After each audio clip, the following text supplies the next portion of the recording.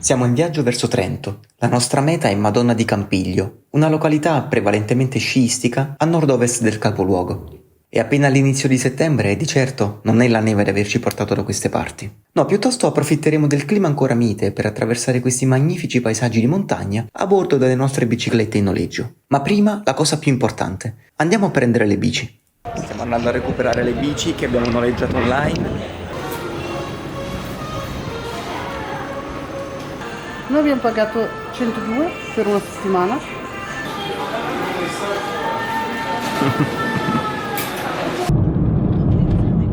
Per spostarci da Trento a Madonna di Campiglio abbiamo usufruito di un servizio privato che offre autista e trasporto bici. Il costo totale per 2 persone è stato di 160 euro, ma considerando che ci hanno aspettato in stazione, ci hanno accompagnato a recuperare le bici, ci hanno scarrozzato per 1 ora e mezza, quando con i bus ci avremmo impiegato il triplo, possiamo anche dire che sia stato veramente un ottimo affare.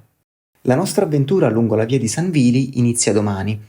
Oggi pernotiamo qui, che è anche uno degli alberghi più economici che abbiamo trovato, e c'è anche la spa. Quindi, prima di andare in perlustrazione, siamo praticamente costretti a fare una breve sosta. Cretina. Mi sembrano delle vasche da bagno normalissime. Questo è il bagno turco? Non si vede niente, ma è una sauna personale. E adesso andiamo a esplorare un pochino Madonna di Campiglio. Andiamo.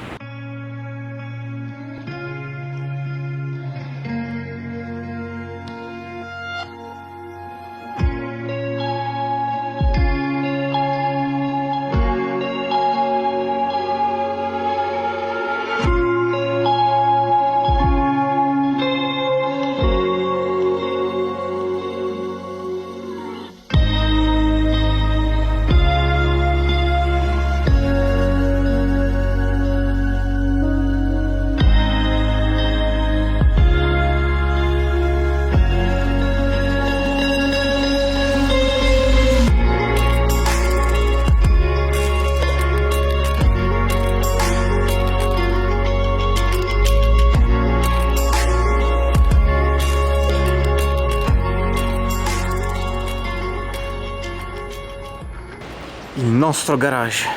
Ehi ragazzi, il garage! Oh, mon ami, il signorino parla francese! Perché tu come lo chiami? Un buco per auto! Non ho resistito, mi ha dato un morso qui.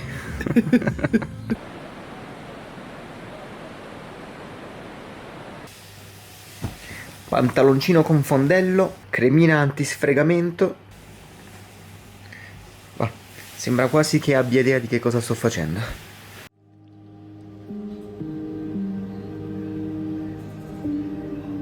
Il profilo delle Dolomiti si staglia imponente oltre l'orizzonte e orienta la nostra direzione come una gigantesca bussola. Iniziamo il primo giorno scivolando senza sforzo sulla strada in discesa. Sembra quasi che la roccia sprigioni una forza magnetica che attrae le nostre bici a sé. Le Dolomiti non sono una fascia montuosa continua, ma si divide in 9 gruppi intervallati da valli e fiumi. Si estendono tra Trentino, Veneto e Friuli. Da questo punto possiamo ammirare il gruppo delle Dolomiti del Brenta. Qui ci hanno raccontato che il nome Dolomite deriva dal nome del minerale che abbonda nella roccia di queste zone, che a sua volta prende il nome di Dolomia. È proprio grazie alla sua composizione che questa roccia assume un caratteristico colore rosato all'ora del tramonto.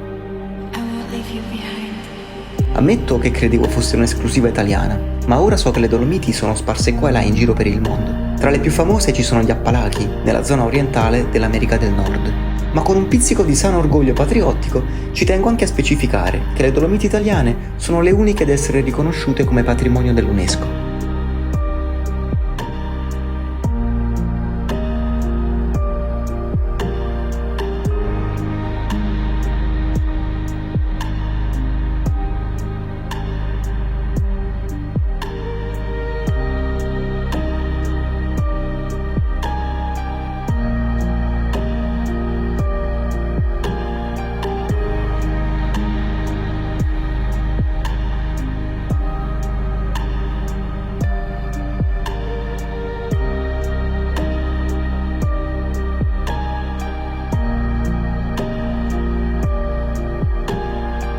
geologia e geografia a un certo punto veniamo colti dai primi morsi della fame.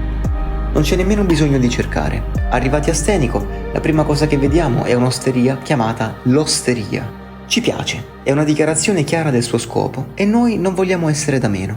Togliamo gli zaini e ci accomodiamo. Pausa pranzo, appena arrivati a Stenico, in questa osteria molto carina. I primi 40 km sono andati. Ma naturalmente la sorte decide proprio ora di sfoggiare la sua proverbiale ironia intrisa di sadismo. Dopo esserci concessi un pranzo dignitosissimo, tanto che potrebbero usarci come ruota di scorta per quanto rotoliamo dalla sazietà, è a questo punto che iniziano le salite vere. Con rammarico siamo costretti a constatare che non ci avrebbero più dato tregua fino all'arrivo a San Lorenzo in Dorsino, la nostra prima tappa. E a tutti quelli che ci hanno detto «Ma sì dai, con le biciclette elettriche è facile», vorremmo semplicemente dire Vaffanculo!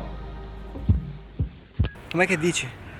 Puttanaccia, una salita lenta e inesorabile. Pausa Stenico, un È a Stenico che inizia il cammino qua. È ora di cenare.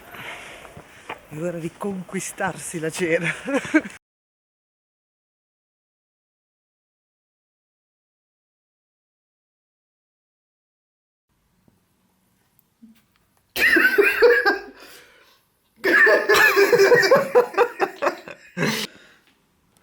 Secondo giorno partiamo da San Lorenzo in Dorsino e arriviamo a Trento e quindi oggi finiremo il percorso della via di San Vili. Saliti d'attack e si mette la bici elettrica. Borse montate, navigatore di commutto avviato, sedere impiastricciato di crema e via! Siamo pronti per affrontare i 50 km che ci separano da Trento, seconda e ultima tappa della via di San Vili. La via è lunga in totale 100 km, ma sarebbe più corretto dire cammino. Infatti ripercorre i luoghi in cui, storicamente, il vescovo Vigilio di Trento, soprannominato Vili, era stato maggiormente attivo nella sua opera di evangelizzazione. Quindi sarebbe da fare a piedi, ma noi stiamo percorrendo l'apposita variante per biciclette.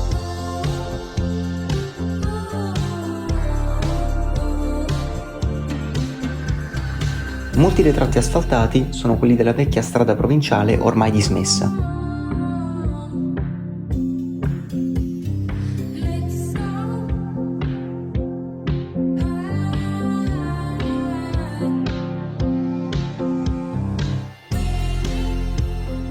Respiriamo ghiotti l'aria corroborante che gli abeti intorno hanno prodotto senza chiedere nulla in cambio.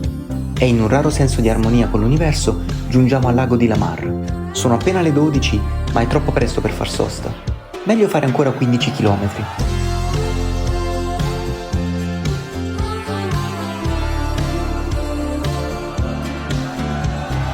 Nell'ingenuità del nostro piano si cela anche la miglior decisione fatta fino a questo momento. Prendiamo dei pannini da sport. Ed è a partire da ora che, come nella più becera trasmissione su D-Max, parte il tragico declino. Una curva discendente impicchiata che ci trasforma da visitatori ammaliati con gli occhi a cuoricino in bestie sporche sia nel corpo che nell'anima, capaci solo a rantolare in vereconde oscenità. Il percorso si inerpica fino all'inverosimile, fondo sassoso e sdrucciolevole. Alcune frane hanno ridotto il passaggio a una passerella di 50 cm che affaccia direttamente nel vuoto. Dobbiamo sollevare le bici di 25 kg per superare alcuni alberi crollati di traverso. 4 chilometri terrificanti percorsi in 3 ore, per salire e scendere un dannato monte assassino con un solo dilemma nella testa. Ma che cosa ci faccio qui? Con le bike non è faticoso. Come mai sei stanca? Porco. E questa non posso metterla però. Io sto respirando così tipo da mezz'ora. Speriamo che non mi viene un infarto. Se mi viene un infarto mi devi portare in braccio, eh? Chiamone di soccorso. Tanto non ci danno la multa se ti viene un infarto, quindi... Dai, grande. Speriamo allora. Lo vedo il lago. Va bene, riproviamo a metterci in sella. Va monte di me. Ottimo lavoro, anche se hai imprecato più di quanto vorrei sentir fare da un cadetto in tempo di pace. Sembra il meme di Ben Affleck. così. No, è una bella crociera la Una prossima crociera in cui vai da Con una massaggio. stanza all'altra, devi fare un cazzo, non servite riverito, no. Voglio una vasca da bagno piena di birra. Che ma lì non passava gente da un millennio. Cioè la natura aveva preso il sopravvento, ho dovuto strappare 2 alberi. Peccato che non l'hai ripresa perché uno non capisce quando devo strappare. Il disboscatore. Sì, perché non c'era più spazio. Oh, ci mancano 20 km comunque, ne stiamo 20 parlando. chilometri. Ci mancano 20 km. Con le gambe stremate dallo sforzo e l'adrenalina ancora in circolo, gli ultimi chilometri sono di discesa liberatoria. Trento ci accoglie uggiosa, ma per noi è una visione catartica. Meritatissimo. Dopo 60 km. È il terzo giorno e percorriamo il lungo Adige per spingerci ancora più a nord. Quando ci hanno detto che Bolzano è in alto, credevamo intendessero dire in alta quota, è per questo che abbiamo deciso di andarci travestiti da mongolfiere. No, in realtà è solo che tra vento e pioggia pareva arrivato il giudizio universale e come si vede indossare il poncho non è stata poi una buona idea. Fatti i primi 20 km gonfi come palloni, appare provvidenziale un ristoro per ciclisti. Ci rintaniamo per la successiva ora e mezza. Il gestore sconcertato ci chiede che cosa ci fate qui, il che ci proietta con un flashback al giorno prima sul Monte della Morte. Penso che forse c'è stato qualcosa di sbagliato nella pianificazione di questa gita. Forse. Intanto la pioggia aumenta ma diminuisce il tempo per fare i restanti 40 km, quindi un po' refrattari siamo costretti a ripartire. L'acqua arriva a secchiate, inzuppa il fondello del pantaloncino e assieme alla crema forma una pasta che si modella fino a produrre il calco dei nostri glutei. Arriviamo al nostro albergo a un paio di chilometri dal centro città, fra stornati e fradici fino alle punte dei piedi. Entriamo in stanza alle 15, usciamo 5 ore dopo solo per cenare al piano di sotto e torniamo a stenderci fino alle 9 del giorno dopo. Oggi decisamente meglio di ieri il clima. Andiamo a Bolzano.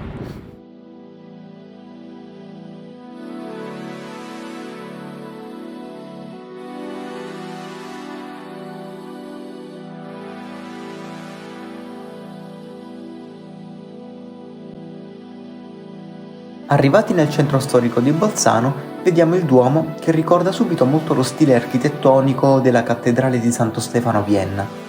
Qui tornano utili gli interminabili anni di scuola quando abbiamo imparato che Trento e Bolzano, assieme a tutto l'Alto Adige, sono passate dall'impero austro-ungarico al territorio italiano alla fine della Prima Guerra Mondiale.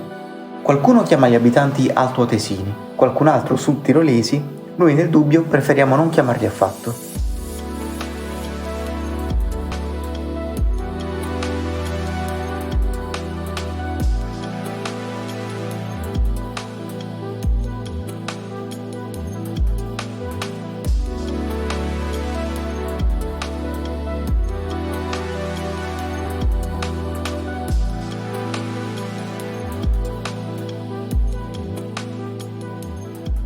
Carichiamo le bici sul regionale e torniamo a Trento per gli ultimi 2 giorni. Sono 4 biglietti, praticamente Biglietti, abbiamo... figa. Biglietti. Fin da subito è evidente il forte legame della città con le risorse naturali che la circondano. A partire dal fiume Adige, un rapporto inizialmente conflittuale viste le frequenti esondazioni. Oggi il flusso è controllato grazie agli orridi di Ponte Alto che siamo anche andati a visitare. Questi hanno trasformato il rapporto in pacifica convivenza e contribuito alla produzione idroelettrica.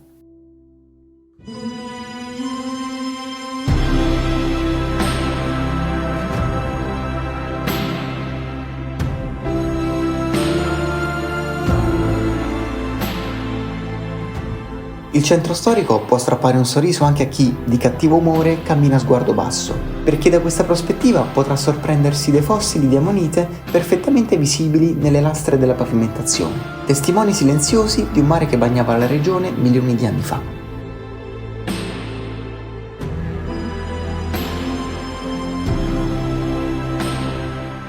Le montagne, onnipresenti in ogni scorcio, sono state la palestra dei più grandi alpinisti italiani. Tra questi il Ragno delle Dolomiti, Cesare Maestri, originario proprio di Trento. Anche noi ci sentiamo un po' scalatori quando scopriamo che il concerto di stasera si terrà in una location a 200 metri dal livello strada. Solo una scusa per rifiatare. Esatto.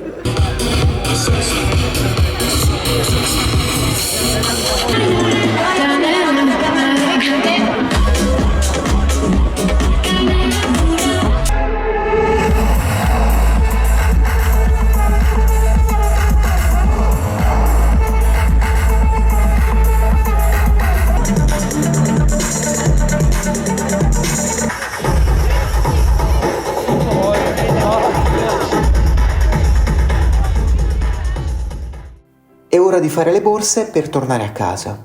Ci portiamo dietro non solo dei bei ricordi, ma anche nuove conoscenze che ci arricchiscono. Grazie per averci accompagnato in questo viaggio e alla prossima avventura.